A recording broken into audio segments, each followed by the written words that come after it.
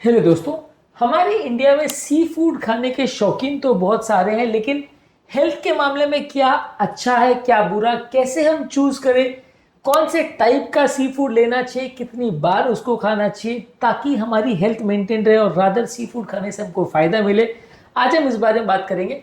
अक्सर हम अपने पेशेंट को बोल देते हैं कि सी फूड खाना अच्छा है क्योंकि उसमें प्रोटीन्स अच्छा है और उसमें ओमेगा 3 फैटी एसिड अच्छा मिलता है, तो हार्ट पेशेंट्स के लिए अच्छा है। लेकिन इस मामले में क्लियर कट क्या खाना है क्या नहीं खाना है और किस तरह से अपने फूड को चूज करना है, ये सारी चीजों पर आज हम डिस्कशन करेंगे ताकि थोड़ी क्लियर गाइडलाइन लोगों को मिल जाए जो लोग सी फूड खाते हैं। क्योंकि इस मामले में ज्यादातर डॉक्टर्स भी उतना ज्यादा आपको नहीं बता पाते हैं, और खासकर मेरे जैसे कई डॉक्टर जो सी फूड खुद नहीं खाते उनको बहुत ज्यादा अवेयरनेस नहीं होती कि कौन कौन सी मछलियां इंडिया में अवेलेबल है। इसलिए आज हम वो सारी चीजों पर बात करेंगे कि कौन कौन सी फिश अवेलेबल है और कौन कौन सी चीज़ों को हम कैसे चूज करें, किन फैक्टर्स पे हम डिसाइड करते हैं कि कौन सा सी फूड कितनी बार खाना है। टॉपिक पर जाने से पहले जो लोग हमारे चैनल पर नए हैं उन्हें रिक्वेस्ट करूंगा कि चैनल को सब्सक्राइब करें। हमारे चैनल का पर्पज़ है हेल्थ एजुकेशन के द्वारा लोग को हेल्दी बनाना, और इस मिशन में आप हमारे सहभागी बन सकते हैं चैनल को सब्सक्राइब करके। टॉपिक के दौरान कुछ साइंटिफिक फैक्ट्स, कुछ इंटरेस्टिंग बातें, कुछ स्टडीज़ के बारे में और कुछ प्रैक्टिकल यूटिलिटी की बातें और हमारा वर्डिंग भी आपको बताऊंगा, इसलिए बने रहिए हमारे साथ एंड तक। चलिए शुरू करते हैं हमारे साथ ये हेल्थ का सफर। आपकी नज़र में फिश फूड कितनी बार खाना चाहिए और कैसे आप डिसाइड करते हैं कि कौन सी फिश आपके लिए अच्छी है, कमेंट सेक्शन में लिख के हमें बताएं। ज़्यादातर कोशिश करिए कि स्मॉल साइज या मीडियम साइज फिश लेना अच्छा है। सार्डिन, मैक्रल और एंकोवी फिशेस जो हैं ये सबसे छोटी फिशेस होती है, इसमें मर्क्यूरी लेवल कम होता है और इसमें टॉक्सिन प्रोडक्ट कम रहते हैं, तो ये खाने के लिए सबसे ज़्यादा अच्छी है। बड़ी फिश जो है प्रीडेटरी फिश जैसे shark fish, tuna, sword fish और सुरमई फिश जो है इसमें मर्क्यूरी का कंटेंट ज्यादा रहता है, ये टॉक्सिसिटी कर सकता है, इसलिए इसकी फ्रीक्वेंसी को कम रखना चाहिए, इसको ज्यादा नहीं खाना चाहिए। तो बेसिक कॉन्सेप्ट ये कि जितनी ज्यादा छोटी फिश है उतना ज्यादा सेफर और हेल्दियर आपके लिए होगी। इसके अलावा ओमेगा 3 फैटी एसिड वाली फिशेस को ज्यादा चूज करिए। जो फिशेस में ज्यादा ओमेगा 3 फैटीज का कंटेंट है, यानी ईपीए यानी इकोजा पेंटेनोइक एसिड और डीएचए यानी डोकोजा हेक्सेनोइक एसिड है, वो फिशेस को आप ज्यादा प्रेफर कर सकते हैं। इस मामले में इंडियन साल्मन यानी रवस, सार्डिन यानी मथी, मैक्रल यानी बांगड़ा और एंकवी यानी नथोली, ये फिशेस सबसे ज्यादा इंडिया में चलती है और इसमें ओमेगा 3 फैटी एसिड्स अच्छे हैं। इसको हफ्ते में एटलीस्ट 2 बार आपको खाना है पर वीक।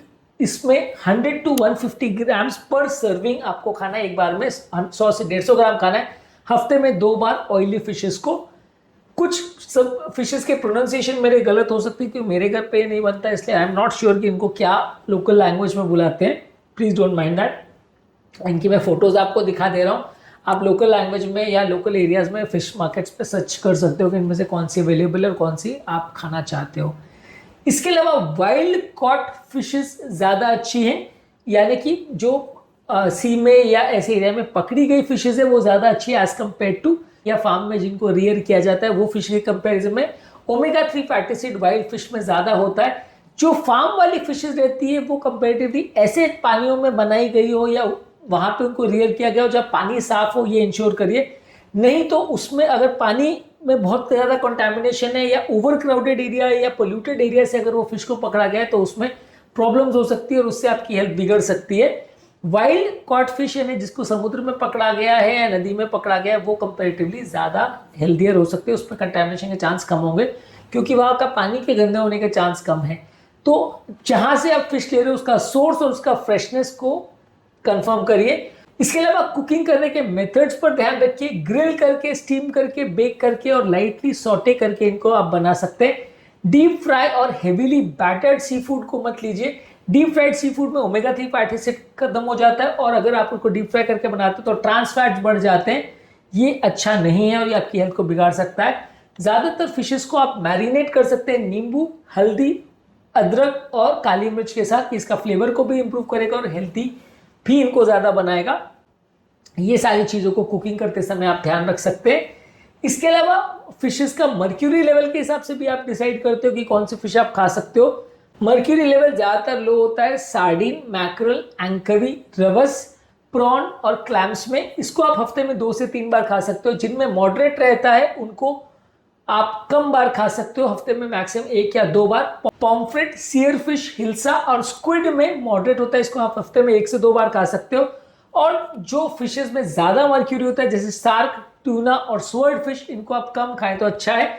जितना ज़्यादा मर्क्यूरी वाली फिश को आप खाओगे उतना बॉडी में मर्क्यूरी ज़्यादा इकट्ठा होगा, उतना टॉक्सिसिटी होगा। तो मर्क्यूरी कम वाली फिशेस को ज़्यादा खाना है, मर्क्यूरी ज़्यादा वाली फिशेस को नहीं खाना है। ध्यान रखिए, खासकर अगर कोई प्रेग्नेंट हो तो वहाँ और ज़्यादा ध्यान रखना है क्योंकि बच्चे को भी नुकसान कर सकता है। फिश को बनाते समय ज़्यादा नमक और प्रिजर्वेटिव्स का प्रयोग नहीं होना चाहिए और फ्रेश फिश हो तो ज़्यादा अच्छा है, फ्रोजन फिश ना हो तो ज़्यादा अच्छा है। ओवरऑल हार्ट की हेल्थ के लिए आप सैल्मन, मैकरल और सार्डिन फिशेस को प्रेफर कर सकते हो क्योंकि इसमें ओमेगा 3 फैटी एसिड रिच होता है। वजन अगर कम करना चाहते तो टिलापिया, प्रॉन्स और एंकवी फिश को पसंद कर सकते हैं। ये प्रोटीन ज्यादा होता है, फैट कम होता है, तो ये आपका वजन उतना नहीं बढ़ाएगी। डायबिटीज वाले पेशेंट मैकरल, क्लैम्स और सार्डिन को खा सकते हैं। ये इंसुलिन सेंसिटिविटी को इंप्रूव करता है। थायराइड की अगर प्रॉब्लम है तो प्रॉन्स, क्रैब और सी वीड को प्रेफर कर सकते हैं। ये आयोडीन में ज्यादा रिच होता है। और ब्रेन की हेल्थ के लिए सैल्मन, रबक्स और एंकवी फिश अच्छा है। ये ओमेगा 3 फैटी एसिड में अच्छा है, तो ब्रेन की हेल्थ के लिए अच्छा है। ज्यादातर हमेशा फ्रेश फिश को चेक करिए। फ्रेश फिश में यूजली आईज उनकी ब्राइट होंगी, गिल्स रेड होंगी, फ्लैश उनकी फर्म होगी और उसमें कोई स्ट्रॉन्ग ओडर या स्मेल नहीं आ रहा होगा। इसके अलावा बासी मछली या सॉफ्ट मछली को अवॉइड करिए क्योंकि इसमें हिस्टामिन पॉइजनिंग होने का चांस ज़्यादा रहता है, इसको अवॉइड करिए। और ज़्यादातर फिश को आप फ्रिज में स्टोर करिए और 24 घंटे के अंदर ही कंज्यूम कर लीजिए। फ्रिज में इसको स्टोर करना है, फ्रीजर में नहीं स्टोर करना है। 4 डिग्री सेंटीग्रेड पे इनको स्टोर करना चाहिए। फिश के मामले में आपको कोई डाउट हो रहा है उसकी हेल्थ के बारे में तो उसको नहीं खाना ही ज़्यादा अच्छा है। ज़्यादातर फिश को आप फाइबर्स यानी वेजिटेबल सैलड्स और होल ग्रेन्स के साथ खाइए, तभी आपको एक बैलेंस न्यूट्रिशन मिलेगा। इसके साथ अल्कोहल नहीं लेना है और स्नैक्स नहीं लेना है, ऑयल ज़्यादा नहीं लेना है, नहीं तो वो नुकसान करेगा। अगर कोई फीमेल प्रेग्नेंट है और ब्रेस्ट फीड कर रही है तो मर्क्यूरी वाली फिश हफ्ते में 1 या 2 बार से ज़्यादा नहीं खानी है। अगर गाउट या किडनी का प्रॉब्लम है तो शेल फिश, प्रॉन, क्रैब्स और क्लैम फिश ज़्यादा नहीं लेना है क्योंकि इसमें प्रोटीन ज़्यादा रहता है। एलर्जी अगर किसी को है तो शेल फिश ज़्यादा नहीं खाना है, ये एलर्जिक रिएक्शन ट्रिगर कर सकती है। तो अगर एलर्जी की टेंडेंसी है तो शेल फिश को ज़्यादा नहीं खाना है। ओवरऑल एक सैंपल अगर आपको मेन्यू दूं मैं तो मंडे को आप सार्डिन ले सकते हैं, इसको टर्मरिक के साथ ग्रिल करके 120 ग्राम ले सकते हैं। वेडनेसडे को मैकरल ले सकते हैं स्टीम करके या करी बना के 150 ग्राम्स ले सकते हैं। फ्राइडे को प्रॉन्स ले सकते हैं, इसको लाइटली सॉटे करके गार्लिक के साथ 100 ग्राम ले सकते हैं। संडे को सैल्मन यानी रवस फिश को ले सकते हैं, इसको बेक करके या ग्रिल करके 150 ग्राम खा सकते हैं। तो हफ्ते में 3 से 4 बार आप बदल बदल के फिशेस को खाओगे तो आपका ओवरऑल हेल्थ बेटर रहेगा। अलग अलग तरह से उनको बनाओगे तो आपको ज़्यादा अच्छा रिजल्ट्स मिलेगा। डीप फ्राइड फिश नहीं होना चाहिए, ये आपको ध्यान रखने की आवश्यकता है।